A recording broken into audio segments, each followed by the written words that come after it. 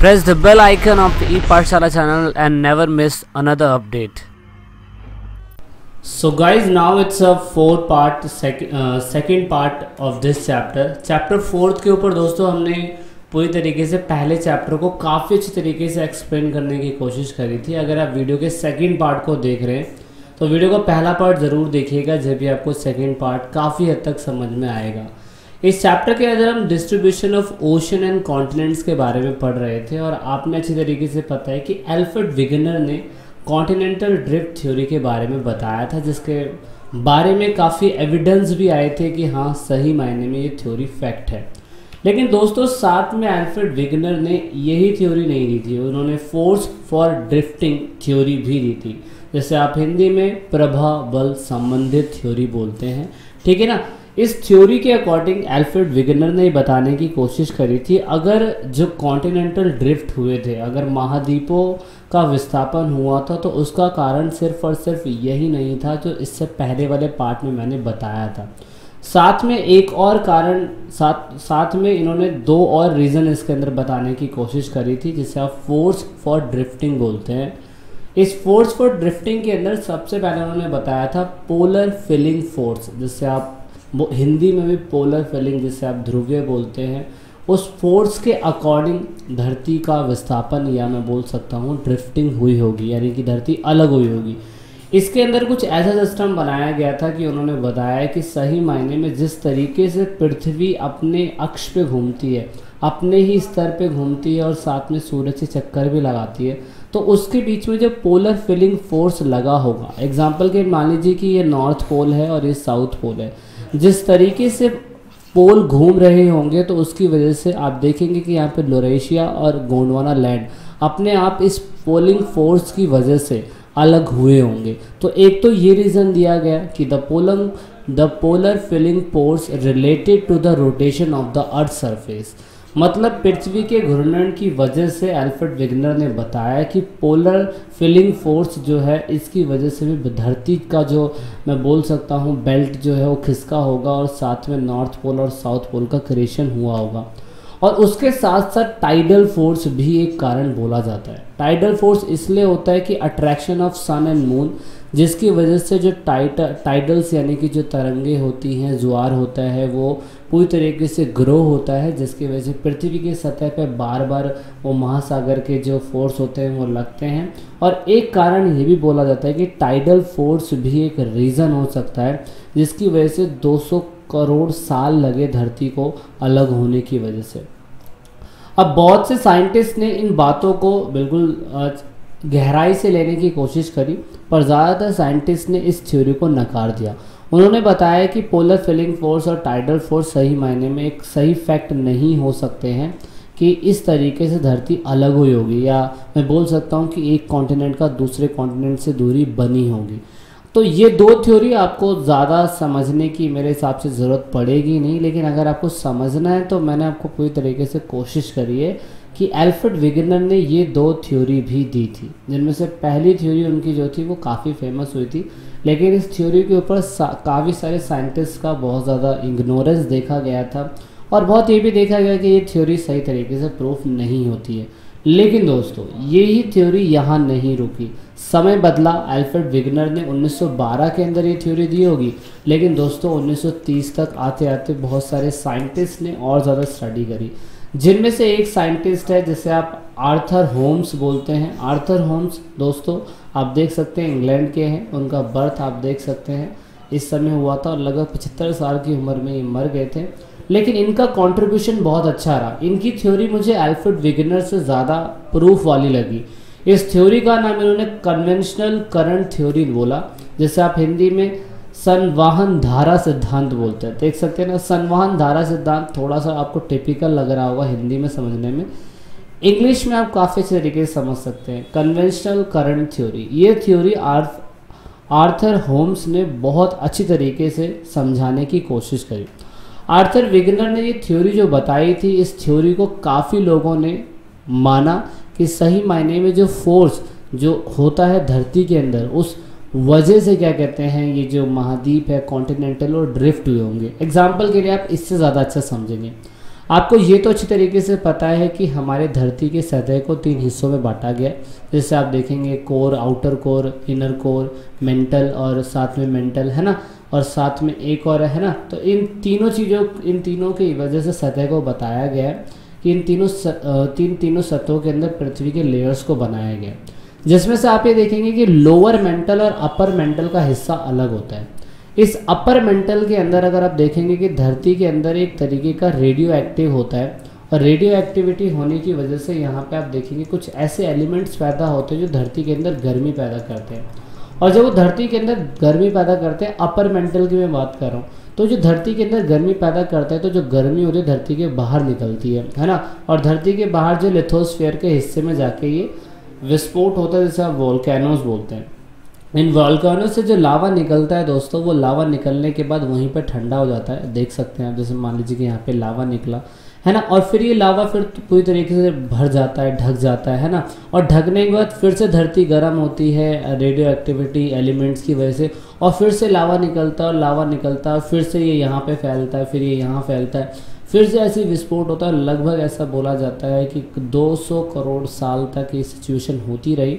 और ये सिर्फ और सिर्फ रेडियो एक्टिव एलिमेंट्स की वजह से ये जो लावा धरती से निकलता है, जिसकी वजह से जो धरती है जो ड्रिफ्ट होती जा रही है, अलग होती जा रही है, और इसकी वजह से भी सही मायने में कॉन्टिनेंट जो था वो अलग हुआ होगा। तो this is the reason behind about the conventional current theory. ये बताने की कोशिश करती है कि अपर मेंटल के हिस्से में कुछ ऐसे एलिमेंट्स, कुछ ऐसे गर्म एलिमेंट्स पाए गए थे जो धरती के बाहर निकलते हैं, और धरती के बाहर निकलने की वजह से यहाँ पे धरती का जो मैं बोल सकता हूँ ड्रिफ्टिंग हुआ है, वो सही मायने में इस रीज़न की वजह से हुआ। तो आपको क्या लगता है कि एल्फ्रेड विगनर ने या आर्थर ज़ोम की जो थ्योरी, इन दोनों थ्योरी में से आपको कौन सी थ्योरी ज़्यादा अच्छी लगती है? तो उसको आप ज़्यादा रिलेट कर पाएंगे। लेकिन मुझे ये थ्योरी ज़्यादा अच्छी लगी, तो इसलिए मैंने आपको बताया। आपको कौन सी लगती है वो बताने की कोशिश करिएगा। तो आर्थर विगनर और आर्थर विगनर कर रहा हूँ, एल्फ्रेड विगनर और आर्थर होम्स ने 2 थ्योरी दी थी, और पूरे चैप्टर के अंदर ये थ्योरी ज़्यादा कारगर साबित हुई थी। अब बात कर लेते हैं हम लोग ओशन फ्लोरिंग कन्वेक्शन के बारे में, जिसे आप महासागरीय अर्धस्थल की बनावट बोलते हैं। आप सभी को पता है कि 1945 के बाद कोल्ड वॉर की शुरुआत हो चुकी थी, और कोल्ड वॉर की शुरुआत के बाद यूएसएसआर और अमेरिका ही ऐसी महाशक्ति थी जो आपस में लड़ रही थी। 1991 तक आते आते यहाँ पर 45 साल तक जो युद्ध चला था, कोल्ड वॉर का नाम दिया गया था। इस कोल्ड वॉर के नाम में इस वॉर को बहुत ज़्यादा खतरनाक माना गया। इसमें अमेरिका क्या कर रहा था दोस्तों? अमेरिका कर ये रहा था कि उन्हें जानना था कि जो हमारा पानी है, जो हमारा कॉन्टिनेंट के बाद जो हमारा वाटर सरफेस है, उसकी स्टडी करना चाह रहा था। स्टडी वो इसलिए करना चाह रहा था क्योंकि उसे ये पता था कि अगर हम इस स्टडी कर पाएंगे तो हम ये जान पाएंगे कि हमारे जो सबमरीज होगी, जो हमारे जो पानी के अंदर चलेगी, वो कहाँ कहाँ पे चल पाएगी, कहाँ कहाँ तक इसको कितना पानी के अंदर रखा जाना चाहिए। तो इसीलिए हमें फ्लोर के अंदर की, मतलब ओशन फ्लोर की मैपिंग करनी ज़रूरी थी। हमें जानना था कि महासागर के अंदर कौन कौन से हिस्सों पे क्या क्या चीज़ें पाई जाती है, क्योंकि अभी तक तो हमने कॉन्टिनेंट के बारे में काफ़ी अच्छा स्टडी कर लिया था और काफ़ी हद तक हम काफ़ी चीज़ें जान भी चुके थे, लेकिन हम ओशंस के बारे में, ओशन की गहराइयों के बारे में नहीं जानते थे।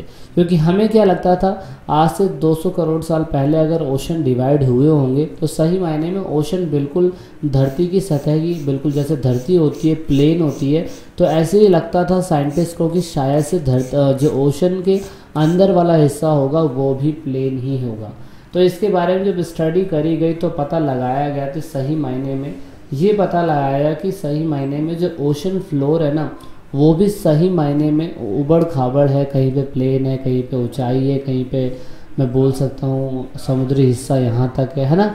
तो उसको भी 3 हिस्सों में बांटा गया। कौन कौन से? एक कॉन्टिनेंटल मार्जिन बोलते हैं, अपस्याल प्लेन्स बोलते हैं जिसे आप समुद्री बेसन बोलते हैं हिंदी में, और दूसरा है मिड ओशनिक रेंज जिसे आप मध्य महासागरीय कटाक बोलते हैं।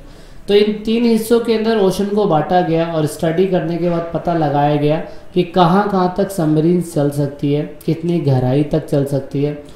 तो इसकी स्टडी करने के लिए आपको पता है नेविगेशन की चीज़ों को बहुत ज़्यादा स्ट्रॉन्ग बनाया गया, उनके ऊपर स्टडी हुई और साथ में बताया गया कि महाद्वीपीय सीमाएं क्या होती है। दोस्तों ये महासागर के किनारे का हिस्सा है, आप देख सकते हैं ये महासागर के कोस्टल प्लेन का इलाका है और इतने से इतने हिस्से में से कॉन्टिनेंटल मार्जिन बोलते हैं, जिसमें कॉन्टिनेंटल शेल्फ, कॉन्टिनेंटल स्लोप और कॉन्टिनेंटल राइज जो है वो मिलता है।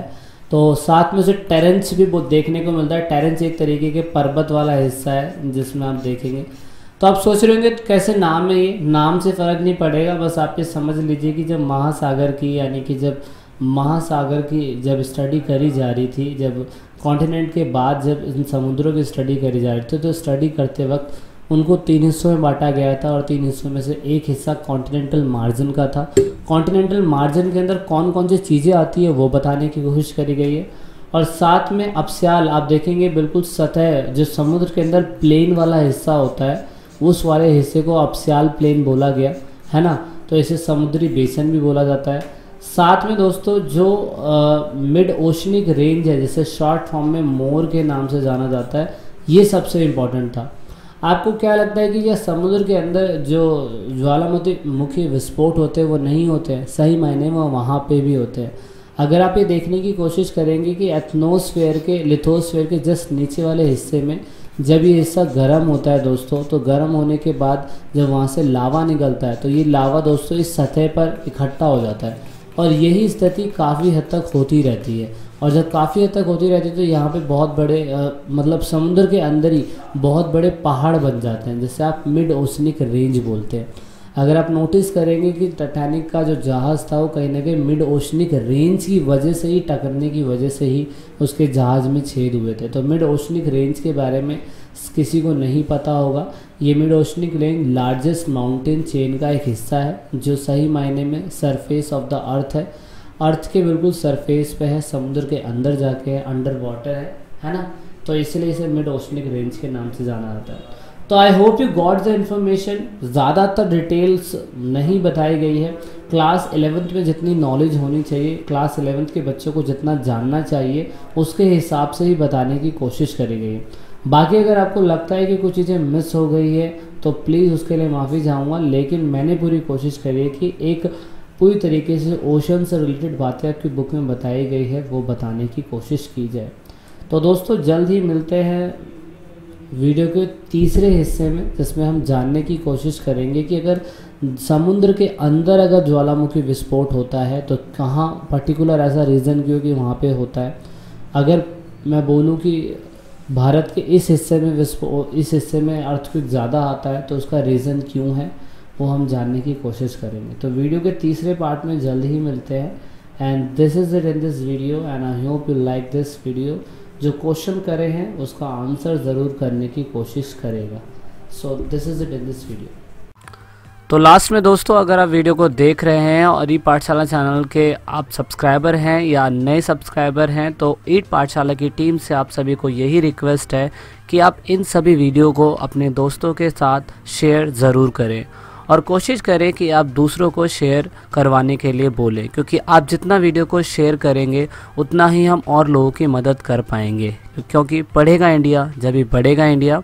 तो वीडियो के लास्ट में वीडियो को एंड तक देखने के लिए, चैनल को सपोर्ट करने के लिए बहुत बहुत धन्यवाद। जय हिंद, जय भारत।